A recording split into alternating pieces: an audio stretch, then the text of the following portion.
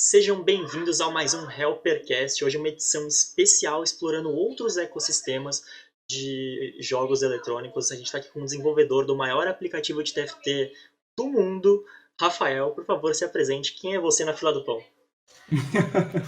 Eu sou Rafael Souza, como diz aí, né? Eu sou um dos desenvolvedores, um dos programadores também do TFT Helper. E eu que iniciei também o desenvolvimento do aplicativo, assim, quando não... Assim, ao meu ver, pelo menos não tinha nenhum aplicativo ainda no mercado. Basicamente é isso. O TFT ou qualquer jogo, ele tem um ecossistema muito amplo, desde artistas, casters, streamers, programadores e assuntos diversos. A gente sempre traz aqui para o programa uma visão de patch, uma visão analítica, uma visão sobre o jogo em si. Hoje eu quero expandir um pouco os horizontes, por isso que eu trouxe o Rafael, para ele dar um pouco da visão dele como desenvolvedor, não só a respeito do jogo, mas como o cenário de jogos no geral.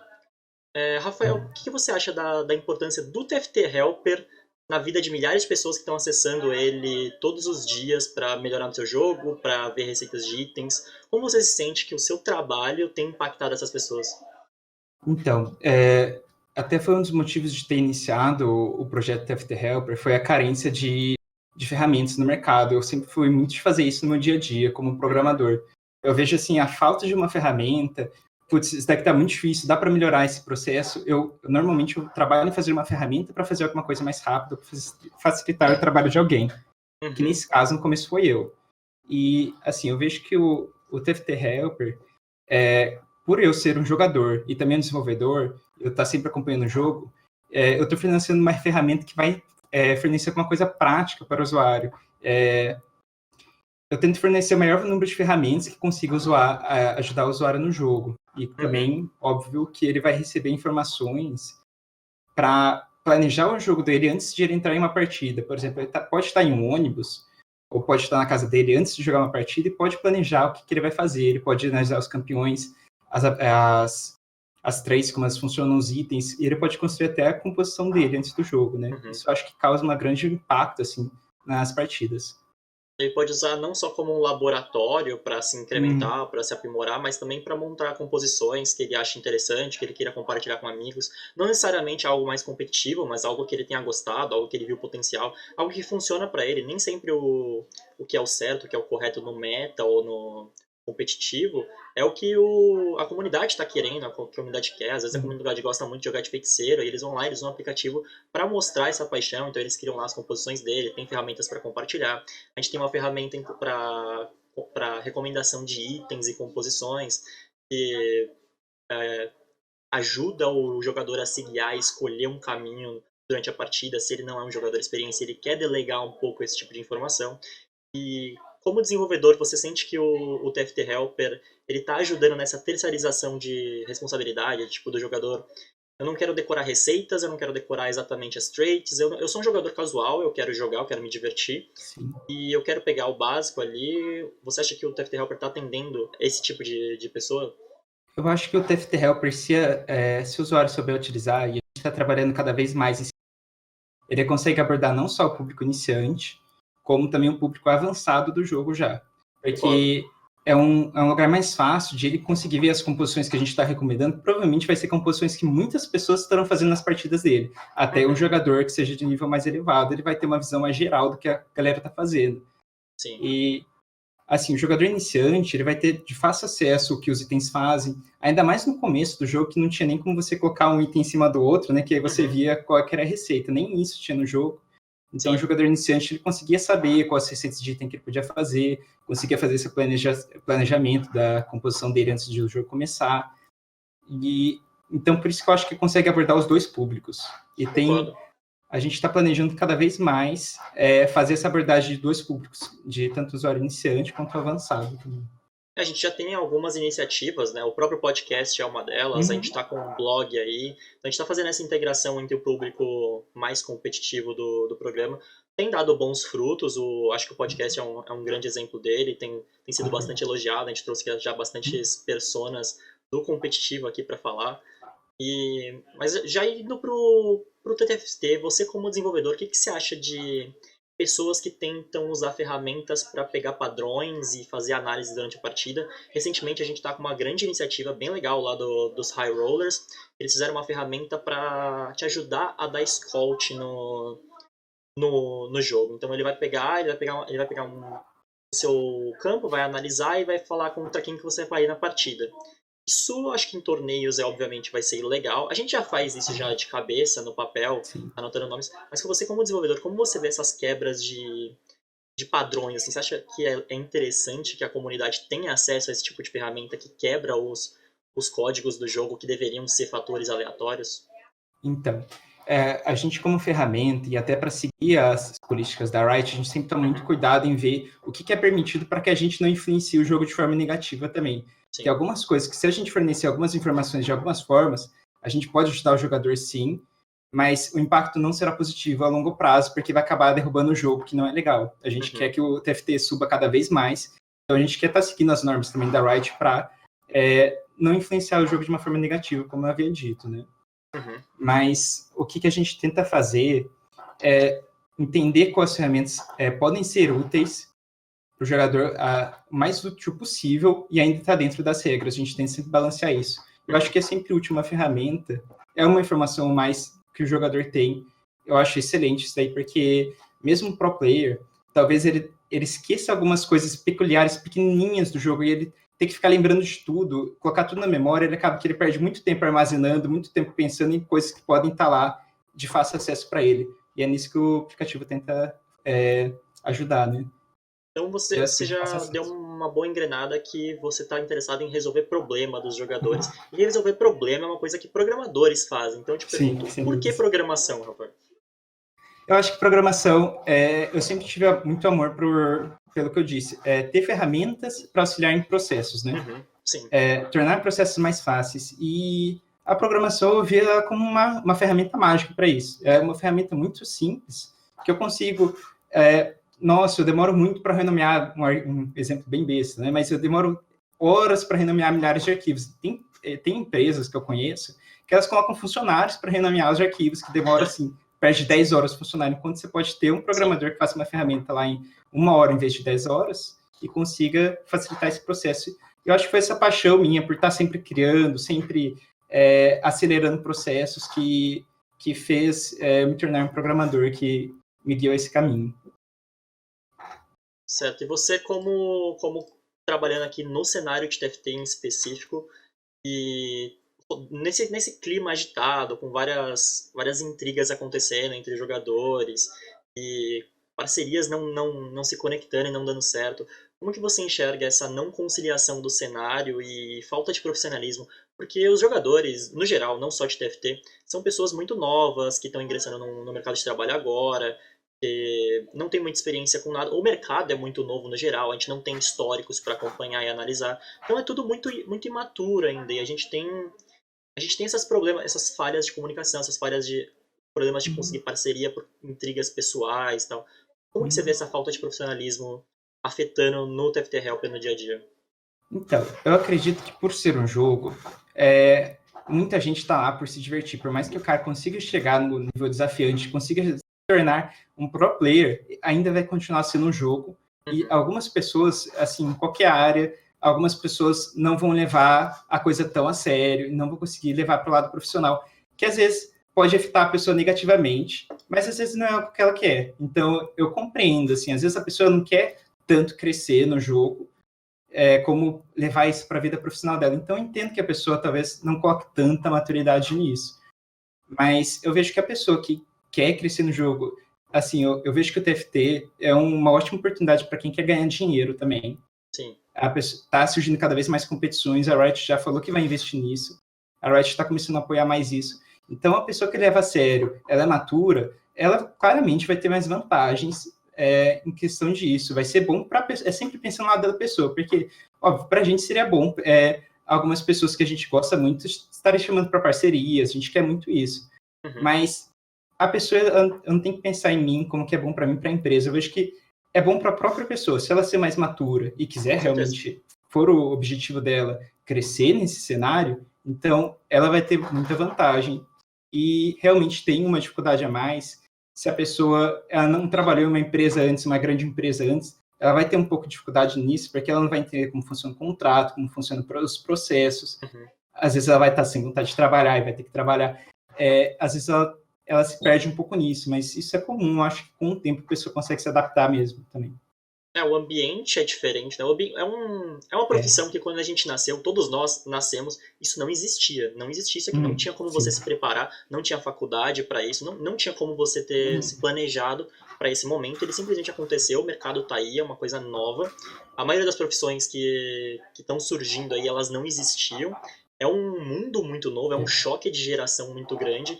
Eu acho que esse impacto com daqui 10, 15 anos, o cenário não de TFT, mas de jogos, já vai estar muito mais maduro, porque eu vejo que essa falta de maturidade, ela não é do TFT, ela é geral em jogos, justamente por ser pessoas muito novas, sem experiência, num mercado que ainda não tem grandes... A gente tem casos excepcionais, você tem o Ninja no Fortnite que explodiu, você tem um Yoda ali, mas no geral, assim, esses casos excepcionais ainda não são uma trajetória, não são um caminho que você pode pegar uma faculdade, um guia para você estudar e se planejar, mas em breve a gente está surgindo iniciativas que vão conciliar nisso. E eu queria já falar, se a gente podia dar um spoiler, talvez, quem sabe, como a gente está fazendo isso pro TFT. Aí já peguei, será que pode? Um spoiler? Spoiler, o que a gente está fazendo para guiar essa galera? Tem umas coisas aí no forno. Eu posso falar assim que o que a gente está fazendo para guiar? A gente vê que só através do aplicativo a gente não consegue transmitir, que nem a gente falou, tem algumas coisas. Se colocasse no aplicativo seria chato para a comunidade, assim, ter uma ferramenta que acelera muito esse processo. Tem algumas coisas que a gente vê que é muito importante do jogo, que aí seria o spoiler em si, eu acho, mais voltado a isso, que é que a gente pretende crescer fora do aplicativo, para que a gente consiga auxiliar mais os usuários, né? Porque só com informações do app é bom, mas ainda a gente não consegue transmitir informações o bastante para o usuário chegar ao nível mais alto possível de forma muito rápida. E a gente vê essa limitação no app. A gente quer fazer ainda mais pelo cenário. Eu acho que essa vai ser a forma da gente alcançar mais pessoas. É isso que está chegando no TFT Help. A gente vai crescer também para trazer mais poder para os nossos usuários. Acho que é mais analisando também com uma análise de desenvolvedor, o que você acha da postura da Riot que ela vem adotando nas seasons passadas do 7.1 e 7.2?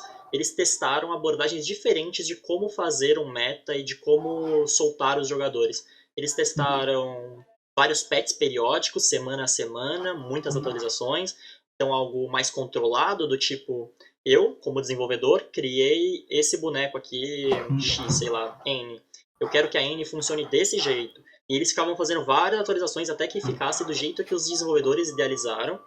E agora, no 7.3, eles estão dando mais espaçamento entre os patches para que não exatamente o que eles pensaram seja cumprido. Não pode fugir muito, é claro, da ideia do núcleo, mas dando um pouco mais de liberdade para os jogadores, demorando para dar respostas para coisas que estão fora da curva.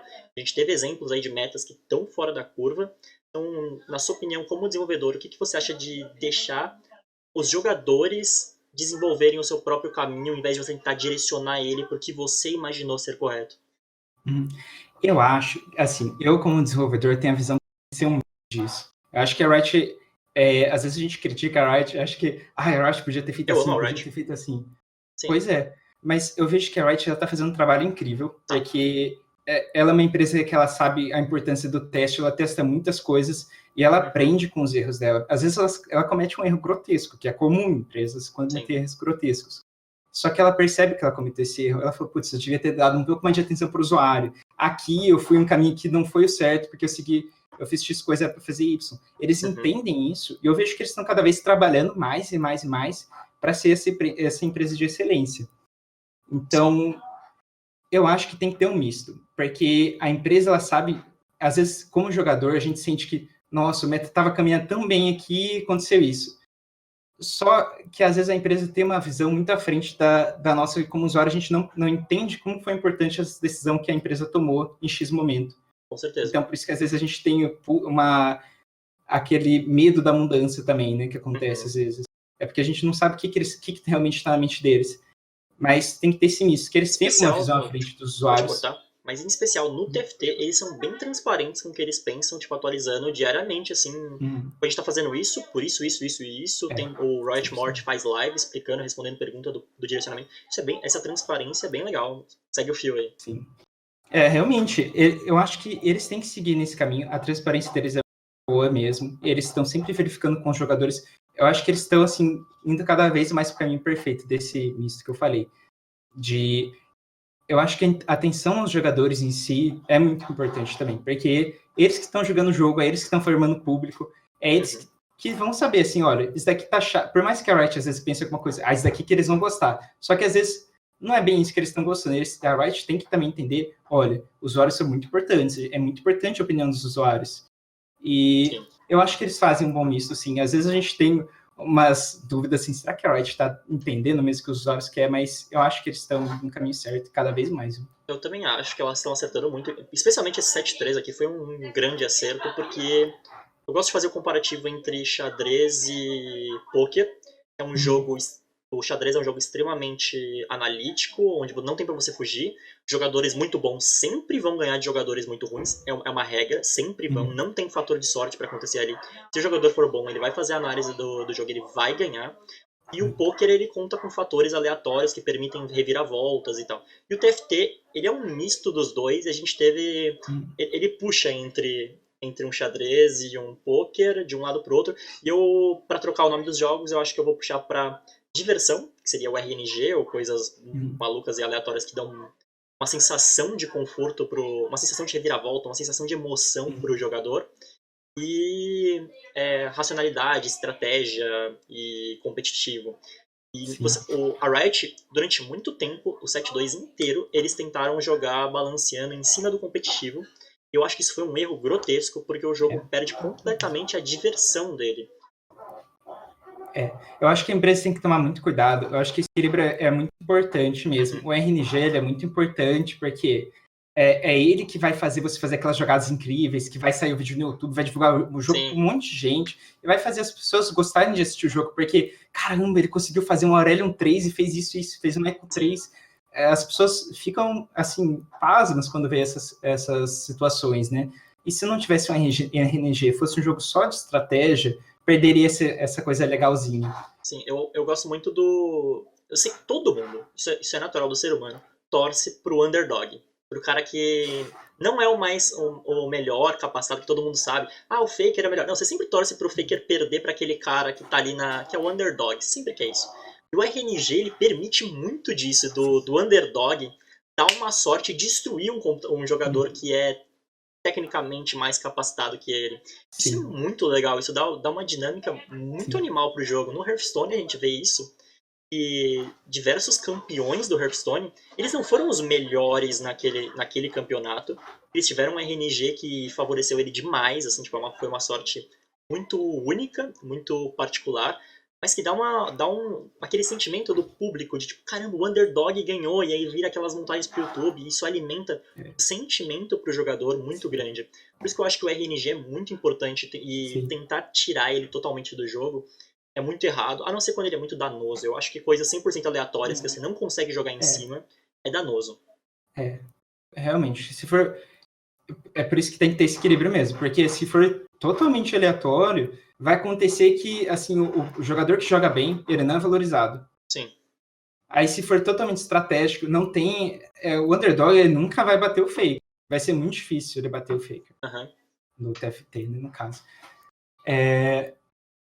Mas, assim, até o poker, que muita gente acha que é um jogo de sorte, se você for parar pra ver, do jeito que você pode falou, manipular ela ao seu favor. Exato, porque as pessoas pensam assim, poker é um jogo que envolve muita sorte, mas não é bem assim, porque eu vejo muitas pessoas falando isso, né? Que, nossa, poker é um jogo muito de sorte, às vezes você joga bem e não ganha, mas é sempre os mesmos caras que estão lá no topo. Exatamente. Por que será que é sempre os mesmos caras que estão lá no top 10 do poker? Exatamente. É porque as pessoas sabem manipular essa sorte, isso que eu acho que o TFT funciona tão bem assim quanto o poker em questão disso, a sorte é muito importante, legal, mas o cara saber manipular a sorte é o que vai fazer ele ganhar a maioria dos jogos e subir de elo e ganhar a constância, né? Não uma partida assim. O cara que ganhou um MD1, ele não necessariamente é o melhor. Ele provavelmente não é Mas quando você analisa uma constância, assim, quando ele é constantemente top 1, você fala, caramba, esse cara aí realmente, ele sabe o que ele tá fazendo. com Não é certeza. possível que em tantas partidas ele tenha dado sorte. Ou o cara que tá sempre em último ali, em muitas partidas, não é possível que em tantas partidas ele tenha dado azar. Então eu acho isso magnífico e eu acho que o equilíbrio que a Riot tá trazendo pra esse 7-3 tá muito próximo do ideal. Tem coisas ainda que são um pouco chatas, ainda estão um pouco quebradas, mas eles estão caminhando de forma esplêndida. Eles reverteram uma coisa que eu adorei. O Aurelion, ele era aleatório os mísseis dele, mas ele priorizava unidades que estavam perto dele. Agora, pra dar uma nerfada nele, é 100% aleatório. Então, isso é um buff indireto no Sim. Morello, mas é um nerf absurdo na forma como você joga com o Aurelion. E isso é bem legal. Eu gostei Sim. de ter adicionado a RNG, Aurelion, sim. o que eu não esperaria achar. Tipo, caramba, ele adicionaram RNG, que legal. Não, mas foi Sim. legal, foi muito boa a decisão Sim. deles. E muda totalmente o que acontece no jogo, né? Às vezes você Muda. espera qualquer coisa que é legal. Acho que isso é essencial mesmo. Então, em termos de desenvolvimento geral, você prefere um jogo que seja menos estático, né? Que os jogadores tenham um pouco de maleabilidade, mas que não fuja do conceito, no geral, assim. Sim. Eu acho que é isso que eu falei, é um misto. Eu acho que talvez, se for pender mais para um lado, eu penderia um pouco mais para o RNG mesmo. Apesar de parecer assim, putz, mas aí vai desvalorizar os jogadores que fazem estratégia um pouquinho só e vai trazer mais diversão para o jogo. Às vezes seria 60% perigoso. RNG e 40% estratégia, não sei. Pode ser um bom equilíbrio, um bom balanço. Ele pode, eu não sei, o número de porcentagens de drop de tiers de custo 2 e 3 nesse set, eles estão bem esquisitos e eles trazem.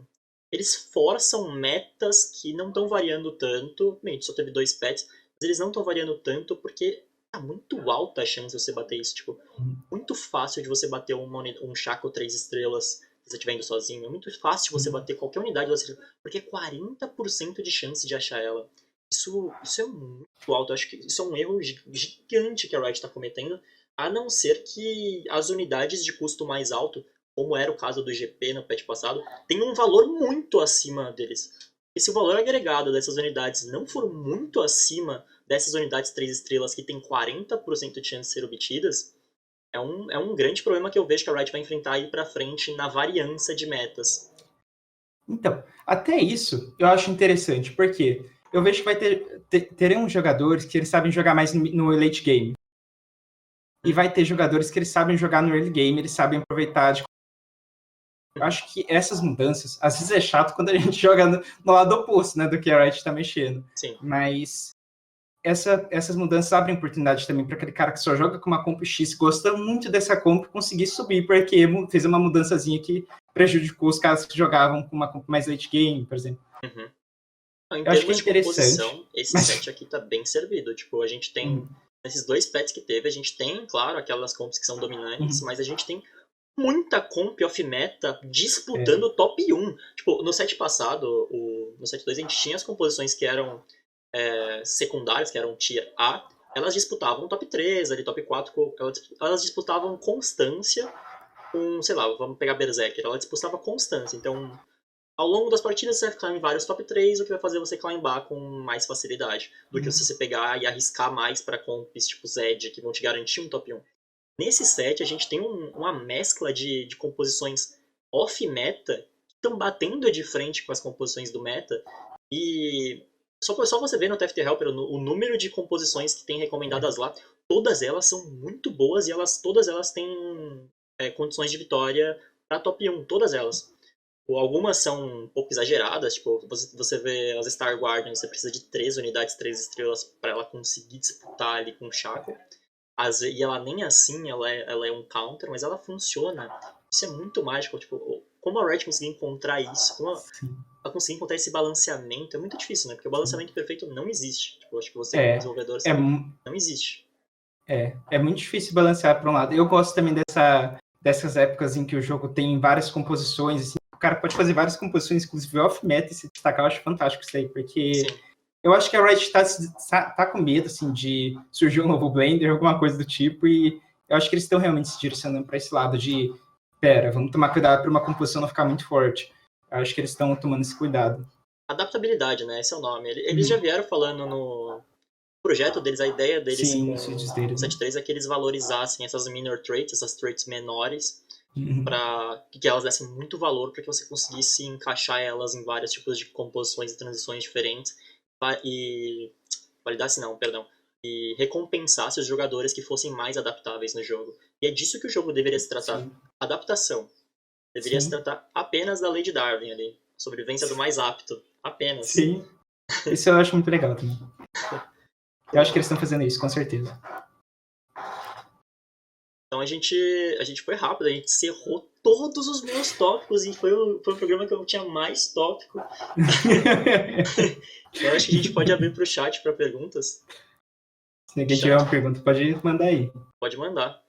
Pode ser Fiz de 2 vezes só programação também. fadinha, 2 top 3. Quem é esse cara? Não conheço. Ele é um dos desenvolvedores do TFT Helper. Impossível ganhar de Chaco 3 com itens perfeitos. Isso aí é um fato. É impossível mesmo.